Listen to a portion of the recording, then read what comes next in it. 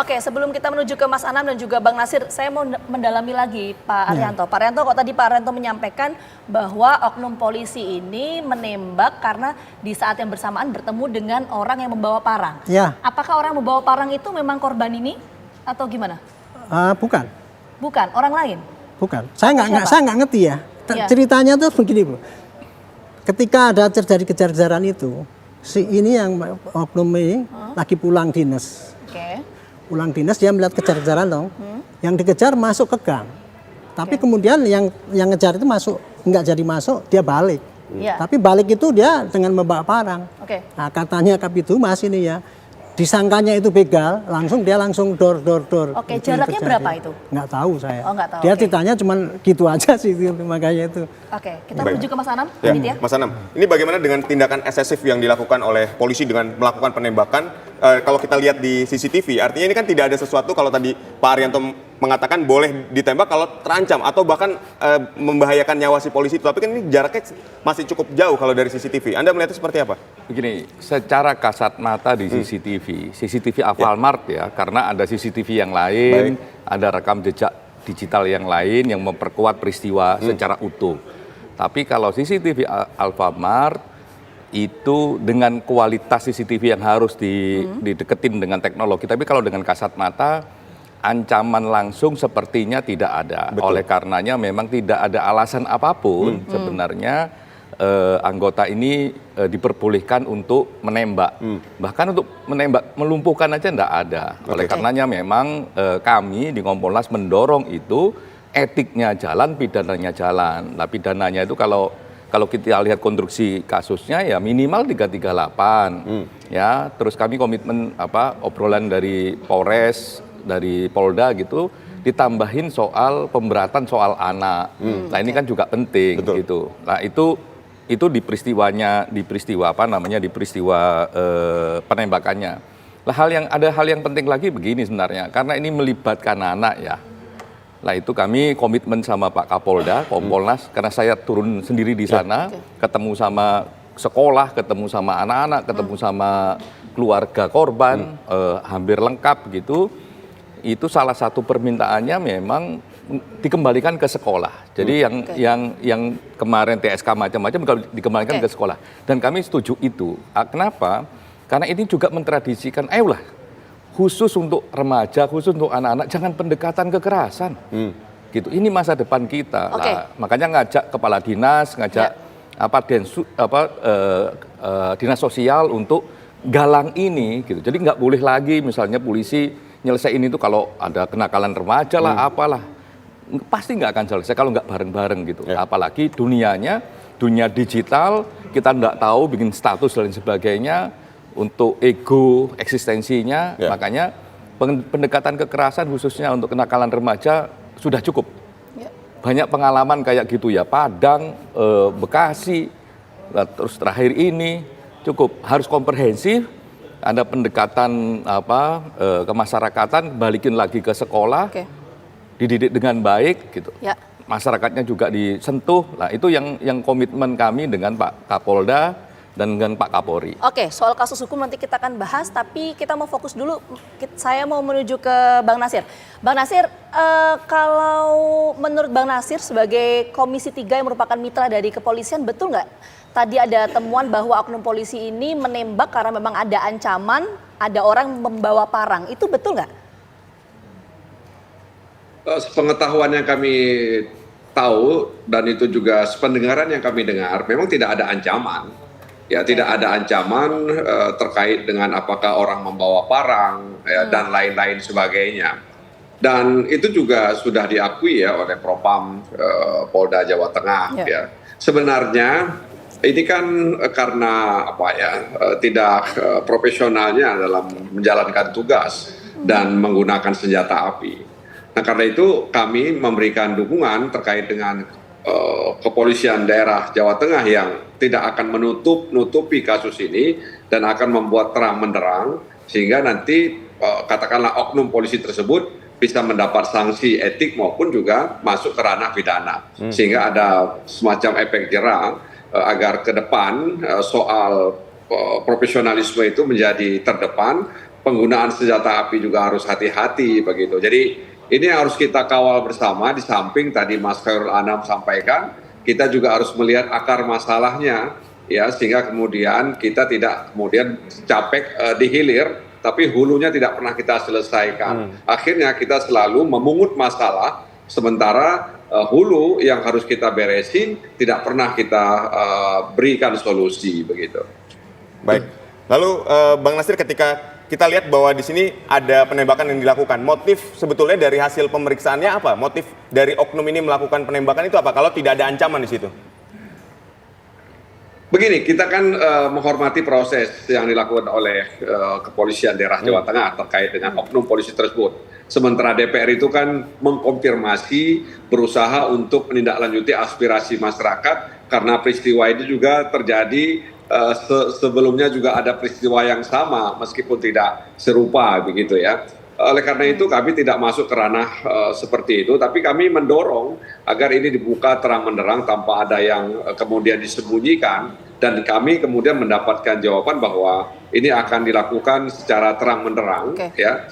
Dan sekali lagi kita menghormati proses hukum yang sedang didalami, dan mudah-mudahan tadi itu tidak ada istilahnya hal-hal yang ditutupi. Berikan sesuatu yang terbaik untuk masyarakat sehingga mereka akan kembali percaya kepada institusi kepolisian, karena apapun yang kita berikan alasan, sejumlah peristiwa terkait dengan penembakan itu telah memberikan semacam penurunan kepercayaan masyarakat terhadap institusi kepolisian. Jadi apa yang dilakukan oleh kepolisian daerah Jawa Tengah ini itu paling tidak akan memberikan kepercayaan kepada publik bahwa polisi tidak main-main ya terhadap oknum petugasnya atau aparatnya yang salah tembak, ya apalagi yang ditembak itu anak-anak.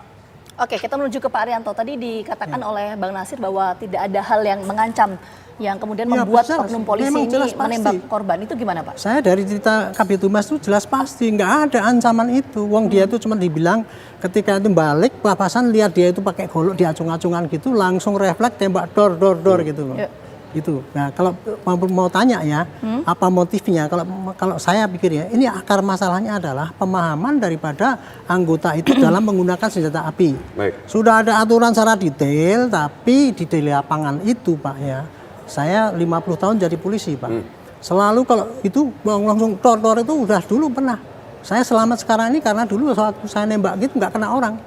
Pernah saya pas ngawal tahanan ya dia mandi, lari saya langsung tor gitu, Pak. Yang terjadi. Padahal itu nggak boleh kan itu. Nah ini makanya saya bikin peraturan itu sudah ada, Pak, bahwa nggak boleh menggunakan senjata api hanya untuk membela diri atau diri orang lain. Itu bunyinya cuma gitu tok saja. Jadi dalam kasus ini tidak ada alasan satupun. Makanya itu saya sangat menyayangkan ya adik-adik kita tuh di lapangan ya. Kenapa Anda udah tahu jelas ini salah? Kok masih ditutup-tutupi bahwa ini dalam melaksanakan tugas, dalam melaksanakan tawuran gitu ya. Tapi ini boleh saya nanti menyampaikan saran ya. Untuk solusi ini jangan kita melihat kepada kenapa polisi salah tembak terus gitu ya. Evaluasi kembali kenapa polisi dipersenjatai dengan senjata yang tidak standar HAM. Saya kemarin udah lapor pada Pak Kapolri, Pak tolong dievaluasi mengenai sarana polisi itu yang tidak standar HAM jangan dipakai.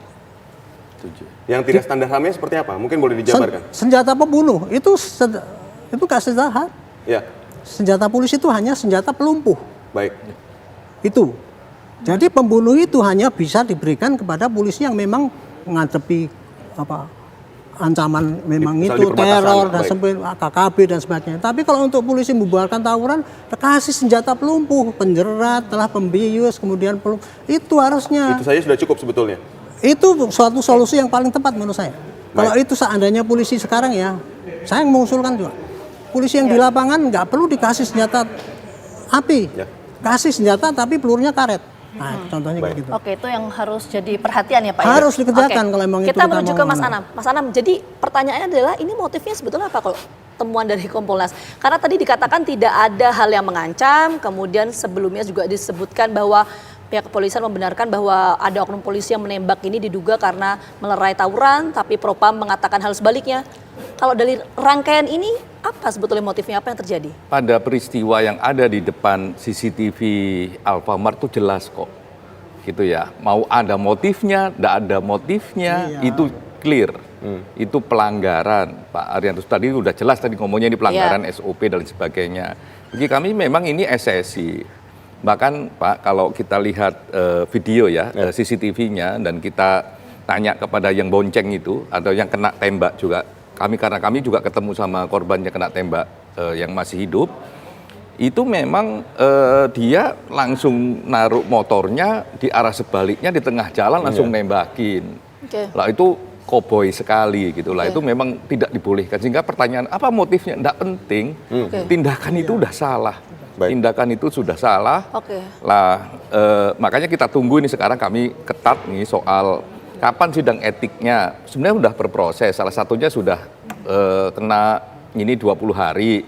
Ya, dalam minggu depan ini pasti sudah ada sidang etiknya dan pidananya udah jelas. Nah, kami sedang komunikasi sebagai Kompolnas untuk ngawasin itu. Oke, tapi Kompolnas juga nyelidikin soal motifnya itu nggak? Meskipun tadi Pak Mas Anam menyampaikan bahwa ini kalau motif ada di nggak CCTV. penting. Ini udah terjadi penembakan. Kalau ngomong apa yang terjadi peristiwanya secara utuh, kami telusurin semua. Makanya kami ketemu sama keluarga korban, kami ketemu sama guru, kami ketemu sama anak-anak itu. Nah itu yang penting lah. Saya setuju dengan Pak Nasir Jamil ya. Memang salah satu, dan ini nyambung dengan Pak Arianto tadi, pendekatan polisi ini memang jangan pakai senpi, kecuali kondisi-kondisi khusus gitu. Kalau kita sebutnya non lethal weapon Pak ya, ada listrik, ada bios, ada macam-macam. Ada senjata yang melumpuhkan. Itu dia, dan satu itu. Yang kedua kenakalan remaja, karena ini kan di Semarang itu kan banyak kasus tuh dulu. Pendekatannya komprehensif dong, ajak yang lain. Ajak yang lain itu ada dinas pendidikan, ada dinas sosial dan sebagainya. Baik. Gitu. Kita ingin ke Bang Nasir. Bang Nasir, ini kan ada usulan dari Pak Arianto, kemudian dipertegas juga oleh Bang Hairul Anam tentang penggunaan senjata api bagi institusi kepolisian. Senjata pelumpuh saja cukup jika berhadapan dengan masyarakat. Anda akan mengkaji ini juga di Komisi 3? Iya, saya setuju bahwa memang harus dievaluasi secara kritis. Dan itu nanti akan berdampak terhadap revisi ya, aturan soal penggunaan, pemakaian atau pemakaian penggunaan senjata api itu sendiri. Bahkan kalau kita lihat di luar negeri, itu saya pernah melihat satu tayangan di mana pelaku kejahatan itu justru ditembak oleh polisi setempat itu tidak di tempat yang berbahaya dan tidak mematikan begitu. Jadi pelurunya itu tidak mematikan, tapi membuat orang tersebut bisa jatuh. Nah ini kan harus harus diterapkan maksud saya. Artinya jangan sampai senjata api itu ya digunakan ya untuk membunuh ya. Nah karenanya evaluasi terhadap pemakaian penggunaan itu juga harus dilakukan. Setahu saya memang senjata api itu tidak dibawa ya, kecuali dalam dinas, dan untuk dinas pun itu harus ada SOP-nya. Kapan harus digunakan dan kapan harus ditembakkan dan dalam situasi apa. Ketika misalnya polisi menggunakan senjata api. Tadi Pak Arianto sudah menyampaikan, dalam keadaan terdesak, nyawanya terancam, ada nyawa orang lain terancam, sehingga polisi punya diskresi untuk menggunakan senjata api. Dan oleh karena itu sekali lagi memang perlu Kapolri mengevaluasi ini, sehingga kemudian ke depan tidak lagi kita dengar ada polisi tembak polisi atau polisi tembak warga dan lain sebagainya. Jadi memang harus ada evaluasi yang kritis terkait penggunaan senjata api oleh aparat atau petugas terutama di institusi kepolisian. Oke, baik. Nanti kita tunggu perkembangan penyelidikan. Sekali lagi terima kasih banyak Bang Nasir, kemudian Mas Anam dan juga Pak Arianto atas waktunya sudah bergabung bersama kami. Terima kasih Gina, Aditya. Sehat selalu semuanya.